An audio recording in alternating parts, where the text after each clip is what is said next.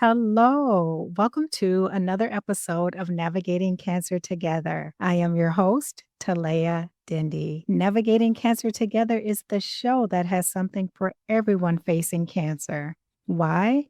Because everyone is different with different needs, beliefs, and perspectives. Thank you for joining us for this episode. I encourage you to open your minds and your hearts. I would like to remind you that Navigating Cancer Together is everywhere. Make sure to subscribe and follow the show to stay updated on our latest episodes. You can tune in on Spotify, Apple Podcasts, YouTube, or your preferred podcast app or platform. Today, I am back with the fabulous Peta-Ann Wood. Peta-Ann and I had a really great conversation in part one, and we are here today with part two. And I started chuckling for a couple of reasons. And that is because, number one, I'm so excited to finish my conversation with Peta-Ann, but also things have just been popping up, weird things. And so we are not going to let that stop us. Again, we are here today with part two. For those who have not listened to part one, please make sure you tune into the episode titled Choosing Flat, Peta-Ann's Journey to Self-Advocacy. Such an important topic, so many great things covered in that episode. Peta-Ann Wood is a breast cancer thriver. She's also a soulful coach. We covered a lot of different things about late diagnosis, neurodivergence, ADHD, so many different things. She touched on people pleasing. She touched on fighting her voice. She touched on why she chose to go flat, which is so important. Peta-Ann is back here today to share more about her work as a happiness coach, what that all entails, and much more. Peta-Ann, thank you so much for joining me again today and welcome. Thank you. Thank you, Talea. It's wonderful to be back and to continue our amazing conversation and a few more giggles, no doubt. Absolutely. We are going to get this done because there's so many important things that you have shared and that you still have to share. So we're not going to let those gremlins out there stop us, Peta-Ann. We're going to get this done. Peta-Ann, how are you feeling today? I'm feeling great. It's still spring here in Australia, but it's currently 22 degrees and it's 5:30 in the morning. So I'm not sure what that goes over to in Fahrenheit, but that's 22 degrees Celsius. So it's humid and it's hot. We've kind of jumped straight into summer, but it's great. The sun's out, the birds are shining. The sun's out, the birds are shining. Of course, the birds are shining. The birds are chirping. So it's beautiful. Thank you for asking. And I'm assuming you're very well too. Yes, I'm doing very well. Once I was able to pronounce your name correctly, I'm good. Talea, you're not the first person, so. Like I said, I was so anxious to pick up on our previous conversation. Oh, absolutely. So Absolutely. thank Actually, it was a beautiful way to pronounce it. So I'm on board. Thank you so much. I appreciate that. Peta-Ann, I would love for the audience to learn more about your work as a happiness coach and what that entails.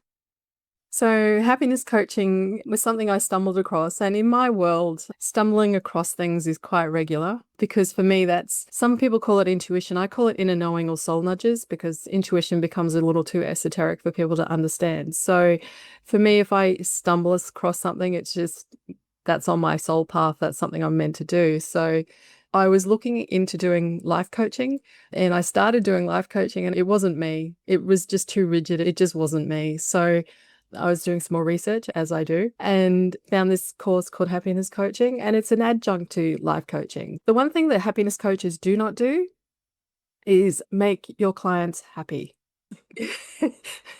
We don't do that. Okay. Happiness coaching is about helping clients find resolutions or solutions to whatever is going on in their life so that they can bring peace, contentment, joy, and just be at one with themselves on a daily basis instead of always seeking happiness. I think in the previous episode, I shared with our audience what the difference is between happiness. There's eudaimonic happiness and hedonistic happiness. And the hedonistic happiness is the one that is more prevalent in our society, where we're always chasing something to make us happy, which, car, house, chocolate. And as I said before, chocolate definitely makes you happy, but it's a fleeting moment. It's not a sustainable sense of feelings. It's a synapses. So the eudaimonic version of happiness is what we as happiness coaches help our clients attain, and that's, finding peace, finding joy. We call them micro joys, which is the glimmers in daily life, like the birds chirping. That's a micro joy because it brings a smile to my face. There could be a plethora of things, but that's what we do with our clients. We work through what brings them joy and then get them to get them. That's a terrible way to say it. Mentor our clients into finding their path and finding their way of finding those joys and that peace and that contentment without relying on external validation, without relying on externalizing their happiness, because it is all about what is inside you. It's the same with your inner knowing. It's not some mystical force outside of you, and happiness isn't a mystical force outside of you. It's all internal. So from a coaching point of view, that's where we flourish, is seeing our clients suddenly, the light bulb going on. Oh, actually, no, I can do this. It's all about me.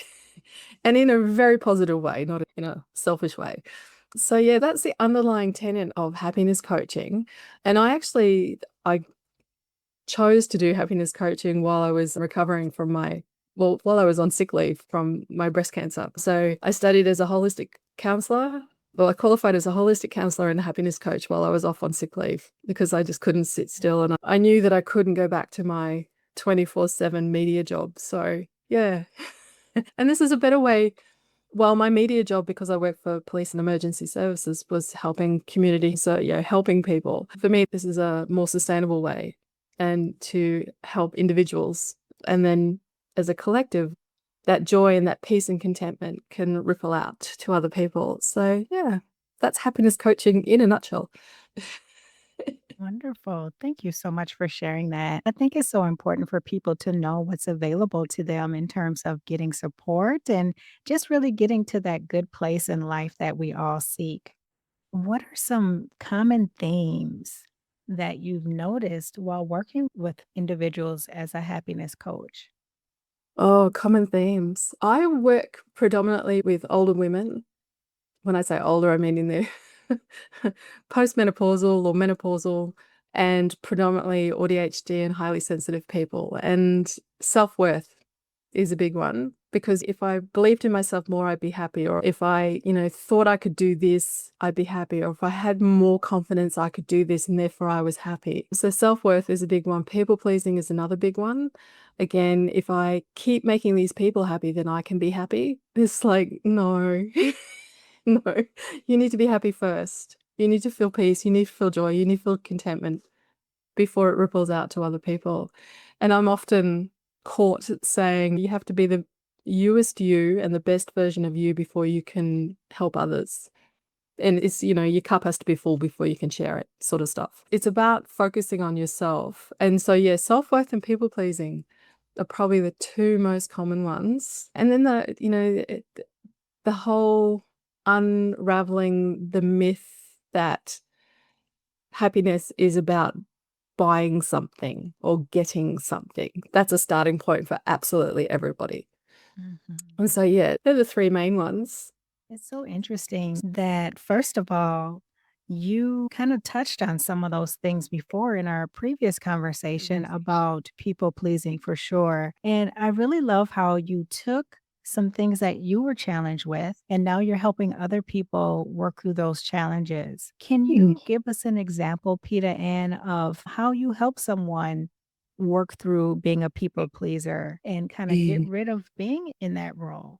Yeah. So actually one of my recent clients, huge family situation with extended family living in the house that are causing self-inflicted health issues, if I can say it that way. And she herself was causing herself to become very ill and depressed, and because she just felt she had to constantly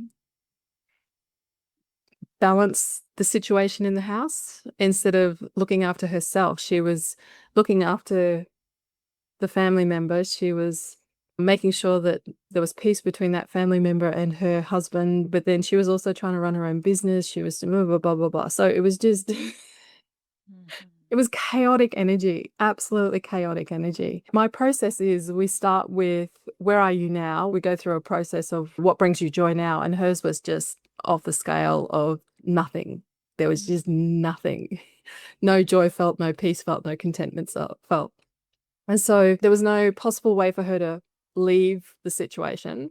And she didn't want to, because that wasn't the goal. It was just, working out how she could find time for herself was the bottom line. So we worked through trusting, understanding how she senses her intuition, senses her inner knowing, trusting it, and then using that to really be able to stand up for herself. Or I say stand in your light, because I don't like the sort of aggressiveness of stand up for yourself. So standing in your light, being her empowered self. And again, empowerment comes from within. It's not something that someone can actually gift you, because I find that concept slightly challenging as well. And so she was able to start putting in her boundaries and standing at her boundaries, and then not reacting if someone crossed them. Just absolutely going, that's okay. This is my boundary, and not getting angry or revengeful. If that, I can't think of a better word, which was a step forward, because every time something happened in the house, she would get angry instead of going, no, this is it, and then just being peace and calm. So she has just come along in 3 months. She was able to set boundaries, get some stuff done around her house to help with the family member. She has kicked off her business again. She's been writing for external publications, which she would never have even dreamed of doing. Just all sorts of fabulous things. It's been a beautiful thing to watch. Sometimes clients don't realize exactly how much they are flourishing. They just don't get it until you sort of go, oh, did you know that you just went from this to this? And it's like, did I really? No. And that's because they're living the situation still, because it's not a situation they want to actually walk away from. It's just they want to work out how to manage it better, how to navigate it better, and how to be their best self in that situation, and still be able to flourish and still be able to find, the beauty. It's like she takes herself for walks now and watches the birds and finds cats. She loves cats, so finds cats. And so they're all micro joy moments that all join together and become peace and contentment. I love those stories. Yes, thank you so much for sharing that. And again, I think it's so important for people to know what's available to them, because a lot of times we can feel like we're going through these things, we're stuck in whatever it is, and we're alone. But there are people out there like you, Peta-Ann, who can Mm. help. Yeah. And it's the thing that I love doing. I love sharing experiences, and I'm not only trained as, I've lived this. And I think that's the difference between a lot of us, is we've lived it. So we're accepting. We're not going to judge you based on what treatment plan you had, or, because my other, as well as AuDHD and HSPs, also other breast cancer ladies. It's all about acceptance, because I've been there on my own adventure, as opposed to, not having any knowledge. I don't know. It's sort of like people think they know, but they just don't. So they think they know what you should be doing, because they've got this other experience, like they're a holistic counselor or they're a counselor or something. So they but they don't have the lived experience. So I think that's the key to how I share and mentor people, is that I have got the professional experience, but I've also got the lived experience. I love that you mentioned lived experience, because it's something that is so important that gets overlooked. And it's like, no, that's just as important as a certification, because I actually got through this and here's how I got through this. And Yeah. so, yes, lean into your lived experience. Absolutely, absolutely. And, yes, I have a plethora of pieces of paper, like a lot of us, because I absolutely love learning. I hate studying, but I love learning. Mhm. But even when I was, in corporate world and having to employ people, I wouldn't look for the person who had the piece of paper. I would look for the person who could fit into the team and do the job, and their experience. So, in my world, media, you could have come up through a newsroom as opposed to go to uni. And for some reason, people would take the person who had the uni degree over the person who came up through the newsroom. And it's like, no, they've actually got more lived experience and they know what they're doing. So yeah, it's interesting. It's interesting when people sort of don't honor the lived experience side of things. Yeah. Yeah. Peter Ann, where can people work with you. If someone's out there listening and they're interested in learning more about how they can get your support, how can they get started and where can they find you? Well, if they just pop onto elegantrebelponders.com, you can book a complimentary call with me and we unravel the one biggest block in your life and give you a couple of inspired actions around that. I do use oracle cards as well because I'm a qualified oracle coach. I don't call myself a reader because we don't read, we coach with them. And I also developed my own deck. So you get to experience my deck, which is all about the different qualities and it's based on lived experience. And it actually comes out of my book, What Happens When They Don't Grow Back. So it's like having a coach in your pocket 24/7, my deck of cards. So yeah, pop onto elegantrebelponders.com. And at the moment, because it's breast cancer awareness, there's a special for joining my mentoring program. And so book the complimentary call, have a chat, and we'll see if your energy matches my energy and if my energy matches your energy, and we can work together. Just book a complimentary call and that's where you get started. Great. I will have that information in the show notes for this episode. So, anyone who's interested, just head on over to the show notes and that information will be there. Having survived breast cancer, what does the phrase navigating cancer together mean to you?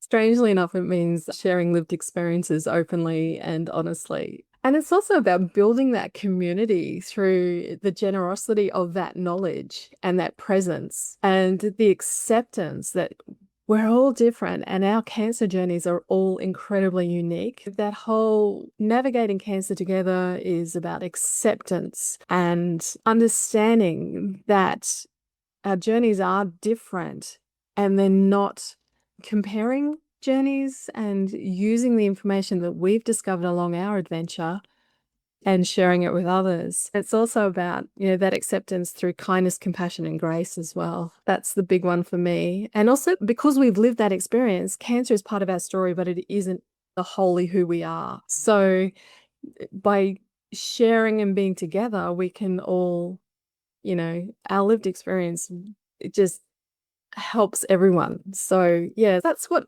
navigating cancer together means for me. Wonderful. If you could use one word to describe how you have survived cancer, what word would that be and why? Oh, that's a good question, Talaya. Oh, Thank you. Thank w- you. one word, flourishing. Mm. Flourishing. And why? Because I've discovered myself. So, as we discussed in part one, breast cancer was my door to remembering me. It opened the door to remembering myself and to becoming the person who I always knew I was and wanted to be, but wasn't allowing myself to be. So yeah, flourishing. And that's a lot to do with inner knowing and intuition as well, and following that path and allowing myself to follow that path. That's my why and my word. That's a great word. I love flourishing. Yes. Yes, I feel that. I feel it. Yes. Yeah. It's a good word, isn't it? Exactly. It gives it a wonderful visual when you say it as well. Or for me, it does. I'm a visual person, but you can see the petals opening. It's like the lotus flower opening with its, you know, I can't remember, is it 88 petals? However many petals. Yeah. Nice. Nice. I like that analogy. Reflecting on part one and then what you've shared so far here today, how would you classify your growth journey? Although I wasn't on the journey with you, just listening to you, I can kind of envision certain things that you've shared. And just want to hear from your own words. How would you classify where you were before you were diagnosed with breast cancer and then where you are now? Because Yeah. I just hear expansive growth. Oh, absolutely. Expansion. Yeah. Yeah. There's no contracting here anymore. Um, Good for you. so, yeah, I was a complete stress head. All that was in my life was work 24/7. And I worked in a 24/7 job. So, if it wasn't 24/7, then I shouldn't have been in that job. So, so, yeah, so incredibly stressed all the time, incredibly worried about, death, murder, mayhem. And then diagnostics. I was incredibly peaceful the morning I was diagnosed, incredibly peaceful. It was really quite bizarre. I was just really calm, and then got the phone call, and, the world went upside down. From there, trauma, as I've said before, trauma changes us, but so does grace, so does courage, so does intuition. So, following my inner knowing and my intuition, I'm going to use the word courageous, but I don't think I was courageous, but other people believe that. Yeah. Yeah. So that trauma, so my path was, incredibly stressful, moment of peace, trauma. And then I sort of decided to ditch all the people pleasing for a number of reasons that we've talked about before. And then from there, it's just been writing books and developing cards. I'm now a columnist for a magazine and mentoring clients through their adventures and their paths, and to find or to return to themselves, as opposed to I don't believe in finding yourself, you're already here. So returning to yourself and remembering who you are, as opposed to that external validation that we all seem to want for some reason. So moving through that to where I am now, where, I live by the beach. I'm allegedly retired, but I'm just doing all these amazing things and helping so many people. So it's been a bit of I call it an odyssey or an adventure. I rarely use the word journey, but yeah, it's been an amazing adventure. And my mentoring program takes people through discovery, trust, flourishing, freedom. So that's the process for me too, because that's what I did. Yeah. So I'm in the freedom stage of, I still have flourishing in some areas, because it doesn't end. But yeah, freedom to be me, freedom to be me. And that's what I want for other people as well, freedom to be themselves. Thank you so much for sharing that. I think it's so important for people to hear that the growth, the expansion, the odyssey, because there's someone out there listening that has just gotten a diagnosis and they feel like they may be thinking, this is over, this is the end. What is this going to look like? Am I still going to be able to do the things I used to do? Like so many different thoughts that goes through a person's mind. Mm, Hearing stories like yours and even sharing my own story and mm, growth and expansion, sometimes I wonder where I would be if that had not happened, if that diagnosis had not happened. And I always say, I don't like that I got cancer. I wish I never did. But I yes. also say, wow, that's what it took for me to really look at everything my whole entire life. And Yes. the things that comprise my life and say, "Hey, this doesn't work for me." Yes. Yeah. And it's just interesting how that happens to just about everyone I talk to that has Yeah. had a cancer diagnosis.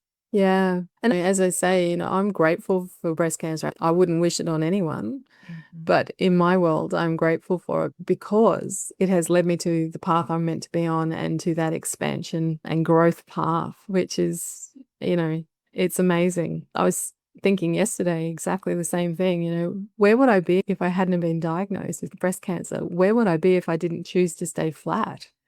I Yeah. mean, that would be a whole other story as well. But, I followed my inner knowing and I chose what I chose. And here I am. And, I like to say that to people too. And I don't know about you, Talaya, but it's like I'm still here to annoy people. So that's a bonus. Yeah. Yes, I like that. Yeah. And I think that's the beautiful thing about being a coach of some sort, like even for health and wellness coaching, it's all about just helping people realize that they have that inner knowing. They have everything inside of them. And we're Yeah. there to help facilitate that awareness, I think, and just asking the right questions and walking along with them as they really get back to their inner knowing, so to speak. Yeah. And so Yeah. that I think that's the beauty of any form of coaching that a lot of people really don't realize. Yes. Society sort of conditions us to dismiss our inner knowing and look for logic, look for external validation. And for me, that first thought is what you should be following before the logic kicks in, before the doubt kicks in. And I mean, I used to work with police officers, and if they found out that I was a bit sort of, on the mystical side, they would, laugh and, how do you believe in that stuff? Because I was in charge of media or PR. How do you believe in that stuff? And it's like, well, when you're doing an investigation, do you follow your gut? It's like, yeah, okay. Same concept, different name. So for me, it's that following that first thought, because that is your inner knowing speaking to you, and then checking your body afterwards to find out, does it feel aligned? Is it expansive? Does it feel contracting? So if it feels expansive to you, that's a yes. And if it feels like it's a contraction, that's a no. Or, constricting, that's a no. And for me, it's also about practicing and starting small, like asking yourself what you want for dinner and going with that first thought, or asking yourself what route you want to drive to get to wherever and going with that first thought. And that builds the trust. And for me, your inner knowing isn't some, as I said before, isn't some mystical external thing. It's about reclaiming your own authority and your own inner knowledge and basing your world on that. And for me, that only leads to good and to positive outcomes. And then that ripples out to everyone else, because that's where you find your peace and contentment as well. So, yeah. The musings according to Peta-Ann. Thank you for sharing. So important. Well, as we both know, it's Breast Cancer Awareness Month, and we're nearing the end of this month. For someone who has just received a diagnosis and someone who has maybe just finished treatment, what words of encouragement would you like to share with them? My words are one of my cards. You've got this. It's really that simple for me. Follow your heart. You truly are here for a reason, and believe in what you believe. Don't worry about the external noise. Just believe in yourself. The external noise will calm down eventually. That's probably the best advice. Just, follow your heart, and you've got this. Yeah, I think that is, in a sense, to me, life saving advice, because we can get caught up in all this. You should do this and you should do that. And we know a lot of times. Well, Absolutely. 100%. It's definitely about, we do know, and it's allowing ourselves to take ourselves away from the daily drama. And it does take over, because you're suddenly in a very traumatic situation, or if you're at the end of treatment, you're going, okay, I've been through all this. What do I do now? That's probably one of the toughest times, is when you finish treatment and you don't have someone to fall back on anymore. yes. But you do, you have yourself. So for me, that point in my journey, I just used the journey word, was probably one of the toughest. But that's one of the places that I realized that, no, I've actually got this. And if I need someone to help me, I will find them. Mhm. And I have, because my ribs move. So I still go to physio. I found my exercise physiologist extraordinaire, and I lift weights to make sure that I keep things in place, and bone density and all things, fabulous, as well as the standard movement and, keeping us healthy.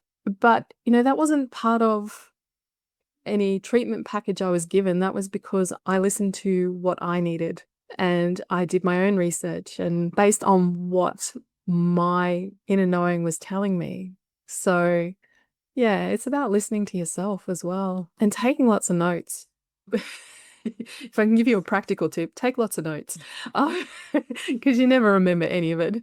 Because like me, I didn't take anyone with me to my medical appointments or anything like that, purely because I'm what's called a guardian from epigenetics point of view. So anyone I take with me, I need to protect them. So it's a redundant process. So take lots of notes is the bottom line in that as well. But yeah, you truly have got this, and follow what you know. Yeah. Great, great words of encouragement. Peta-Ann, it has been such a joy to talk with you. You are a treasure. I just love your energy and your personality. Thank you for being you. Thank you. Absolutely. And thank you for your time and sharing your very important story and message with everyone out there who is listening today. Thank you so much, Talaya. It's been an absolute pleasure and an honor to be on your podcast. And I truly hope that everyone out there starts listening to themselves and following their hearts. So thank you.